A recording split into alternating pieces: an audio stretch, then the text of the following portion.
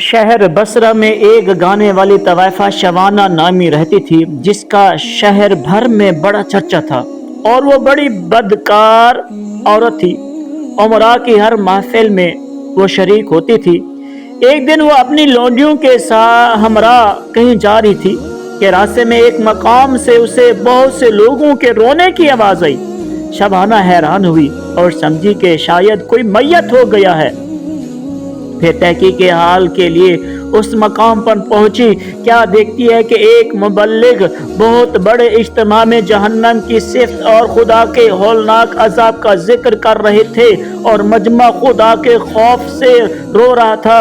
شبانہ پر بھی اس بیان کا گہرا اثر ہوا، اور وہ بھی خدا کے خوف سے کانپنے لگی، اور پھر کہنے لگی، کیوں حضور، اگر میں توبہ کر لوں تو کیا خدا میری توبہ قبول فرمائے گا اور میرے گناہ معاف فرما دے گا؟ وہ بولے، ہاں۔ شبانہ نے کہا، مگر میرے گناہ بے شمار ہیں، میں بڑی بدکار ہوں۔ مبلغ نے کہا، تم ہو، خدا کی قسم، اگر شبانہ بھی توبہ کرے تو خدا اسے بھی معاف فرما دے گا۔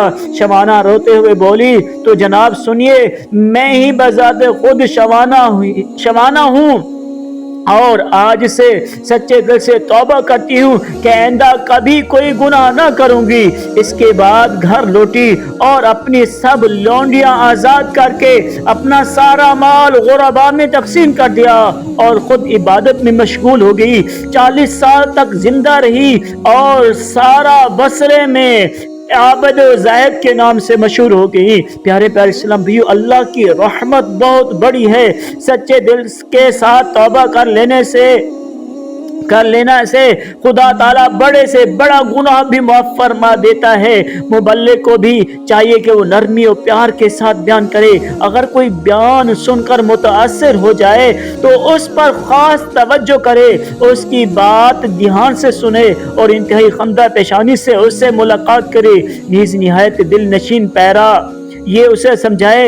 اس طرح توجہ کرنے اور حسن اخلاق کا مظاہرہ کرنے سے شبانہ کی طرح بے شمار پاپی سماج میں پلنے والے انسان راہ راست پر آ سکتے ہیں۔ یاد رکھیے، آپ کی تھوڑی سی توجہ کسی کی بلکہ اس کی تمام نسلوں کی عافیت سنوار سکتی ہے، اور معمولی سی بد اخلاقی کسی کا دل توڑ کر بلکہ اس کی نسلوں کی عافیت خطرے میں ڈال سکتے ہیں۔ محترم اسلام بھائیو، ہمیں بھی چاہیے کہ ہم نیک اجتماعات میں شرکت کریں۔